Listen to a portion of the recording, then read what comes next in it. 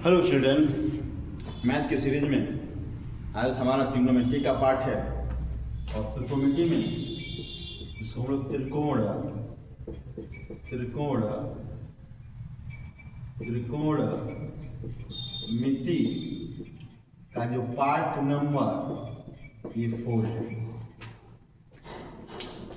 आज हम सीखेंगे इसमें किस प्रकार जो है अनुपात त्रिकोणमितीय अनुपात पढ़ेंगे। त्रिकोण मिति अनुपात आपके पास ये कोई समकोण त्रिभुज है, ए दिया है, बी दिया है और सी दिया है।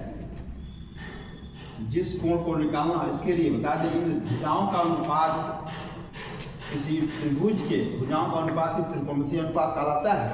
किसी भी त्रिभुज के भुजाओं का अनुपात ही त्रिकोणमितीय अनुपात कहलाता है।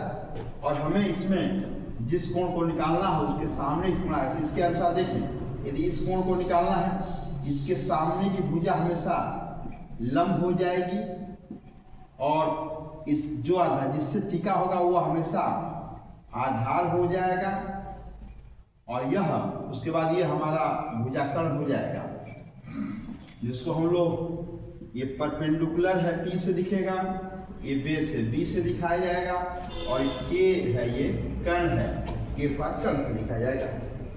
आइए इनको हाइपोटेनियस भी कहते हैं, ये हाइपोटेनियस कहते हैं। वैसे एक और यल है दिख रहा है तो यल का ल होता है, यहाँ ए से ये दिख जाएगा आधार हो गया और K से कर्ण भी लोग कह देते हैं। ऐसे भी हम लोग इसकी मान्यता देते हैं। इनमें हमें आपको इससे साइन सी को ले रहा है, साइन सी बराबर क्या होगा तो याद करना होगा लंब बटा के कर्ण होता है अर्थात यल बटा के हो जाएगा। इसके बाद हम tan सी की बात करें तो लंब बटा के आधार हो जाता है, लंब बटा के आधार हो गया और लंब बटा के आधार इसका मतलब L और A हो जाएगा। इसी प्रकार से cos C की बात करें तो ये आधार बटा के एक कर्ण हो जाएगा अर्थात A अपान K हो जाएगा। बता दें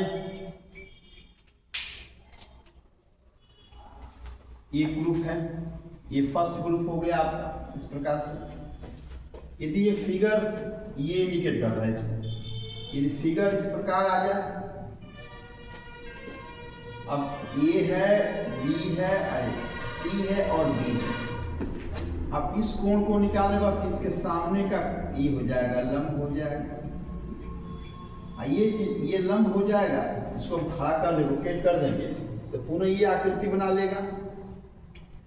ये हो जाएगा आपका B हो जाएगा A, ये C हो जाएगा और E हो जाएगा, ये इस रूप में आ जाएगा। इस कोण पे तो ये आपका ये लंब हो गया, ये देखिए टिका है कि ये आधार हो गया और ये हमारा कर्ण हो गया।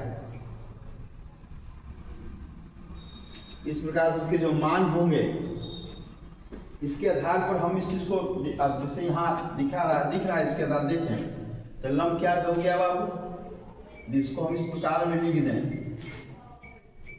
AB बटा के AC हो गया, AB बटा के BC हो गया, यहाँ BC बटा के AC हो गया। और यहाँ देखा जाए, इसको देखा जाए यहाँ हो जाएगा साइन A tan A और cos A, इसका मान हो जाएगा। अब लंब बटा के BC बटा के AC हो गया, यहाँ BC बटा के AB हो गया, यहाँ cos A देखें तो ए बी बटा के ए सी हो जाएगा।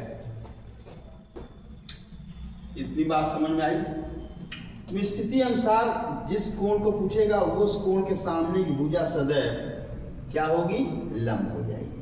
बस ये चीज इसको नोट कर लें आप।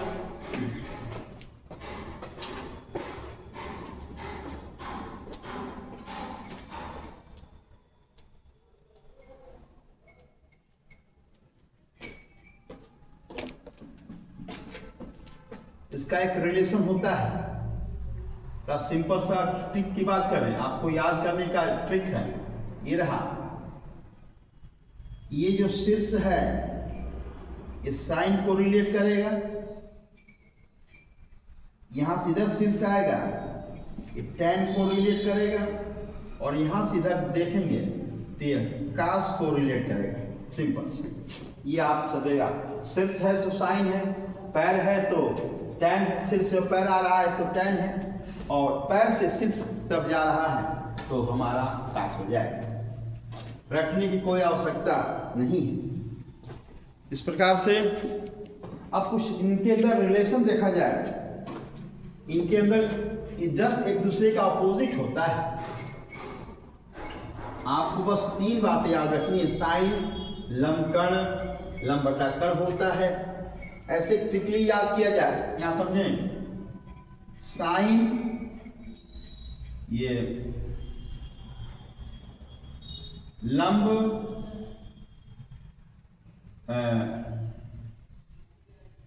आधार और कर्ण, यानी को एल एल करके एल एल ए कर दिया जाए, अपान कर दें के काका के क्या हो गया ये,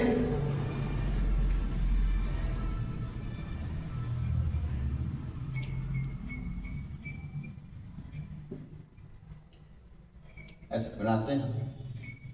एल बटा के हो गया, बराबर कर दे, फिर एल बटा के ए हो गया बराबर ए बटा के हो गया। अतः मिला दिया जाए तो यहाँ ये प्रश्न आ गया, ये आ गया और ये आ गया।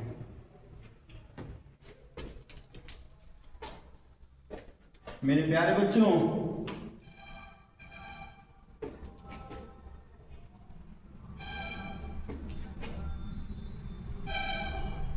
ये ऊपर है तो साइन है, नीचे है तो कोसेक है, ये टैन है, ये काट है, ये कॉस है, सॉरी ये कॉट है, ये कॉस है, ये सेक है। अब ये क्या मामला है, ये अब यहां समझेंगे। साइन लंब बटा के कर्ण दिया है तो कोसेक जो हो जाएगा, कोसेक या कुछ निकल लें तो कर्ण बटा के लंब हो जाएगा, इसका अपोजिट। ठीक है, इसका अपोजिट। इसी प्रकार से टैन लंब बटा के आधार हो गया, इसका जो है हो जाएगा आधार बटा के लंब हो जाएगा। कास ए तो आधार बटा के कर्ण हो जाएगा बराबर इसका सेक हो जाएगा, कर्ण बटा के आधार हो जाएगा। बात समझ में आया कि साइन ए का मान उल्टा होता है कॉस ए का, और sign A into cos A बराबर होता है 1 के। यहां कह सकते हैं कॉस जो है उल्टा होता है, अपोजिट होता है साइन, और दोनों का गुणनफल जो है साइन और कॉस का गुणनफल बराबर सदैव 1 होता है। ये एक बात आगे समझ में, ये सारे फार्मूले इसी से क्रिएट हो रहे हैं।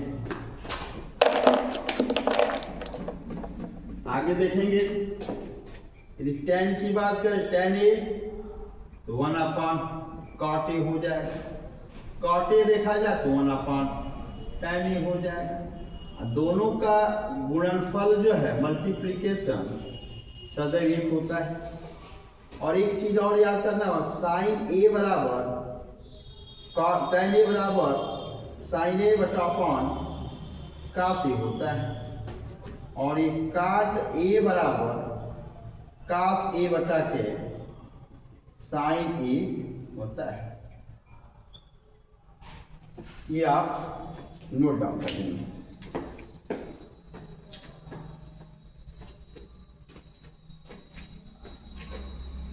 अब आता है cos a 1/sec a होता है, sec a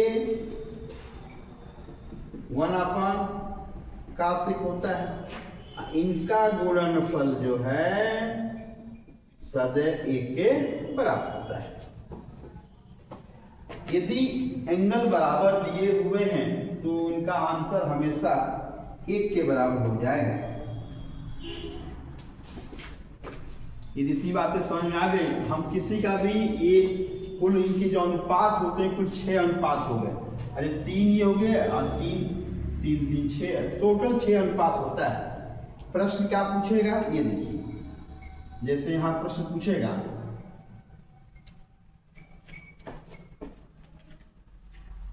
प्रश्न में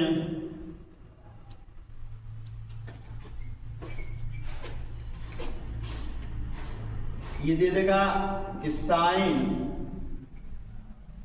a बराबर क्या साइन थीटा बराबर कर दिया जाए, ये 1/2 दिया हुआ है। आइए देखते हैं, ये ऐसा ड्रा करेंगे, हमें पता है सिर्फ ये लंब हो जाएगा, ये 2 हो जाएगा। अब इसका अब इससे हमें निकालना होगा, तो डायरेक्ट ये आपका आधार बराबर डायरेक्ट √2 के स्क्वायर माइनस 1 के स्क्वायर कर देंगे, ये 4 होगा -1 √3 हो जाएगा, ये वैल्यू √3 आ जाएंगी। अब नॉर्मल हमारे पास अब जो से 1 का दिया है 6 का निकालिए, और इसका उल्टा हो जाएगा कोसेक थीटा 2 हो जाएगा। कास का निकालिए, कास थीटा इससे निकालेंगे √3/2 हो जाएगा। इसका उल्टा सेक थीटा हो गया 2/√3 हो जाएगा। इसी प्रकार से tan थीटा निकालिए तो 1/√3 हो जाएगा। इसका उल्टा काट थीटा निकालना है √3/1 हो जाएगा। तो 1 2 3 4 5 वैल्यू निकाल दीजिए। कोई भी वैल्यू निकालना है इसे आसान से निकाला जा सकता है। मेरे प्यारे बच्चों, इस प्रकार से कोई भी एक सवाल और ले लीजिए, देखते हैं। यदि tan दे दिया है, tan थीटा बराबर √3/2 कर दिया है, पटा ये करेंगे, सर्कल खींचेंगे, ये 2 होगा √3 होगा, इसका निकालना है। डायरेक्ट क्या करेंगे कि कर्ण पर ऐसे 2 का स्क्वायर 4 होगा प्लस 3 हो गया √7 हो जाएगा, या √7 चलिए निकालिए। तो साइन थीटा 2/√7 हो गया, कोसेक थीटा 7/√2 हो गया, कॉट थीटा तो 2/√3 हो गया,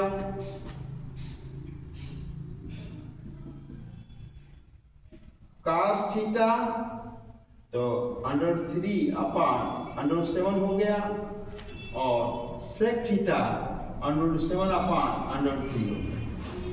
ये इसी प्रकार से मेथड आप कितना देगा आराम से लगा लेंगे। Okay my dear student, thank you.